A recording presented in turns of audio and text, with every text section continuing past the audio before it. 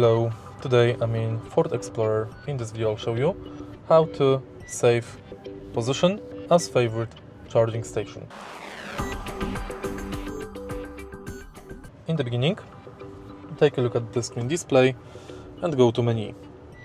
Enter charging and go to locations. Add current position as charging location. Name it.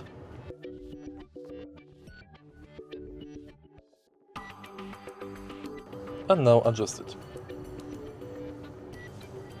You can set reduce AC charging current, release AC charging connector automatically, charge air condition for departure time, charge directly to,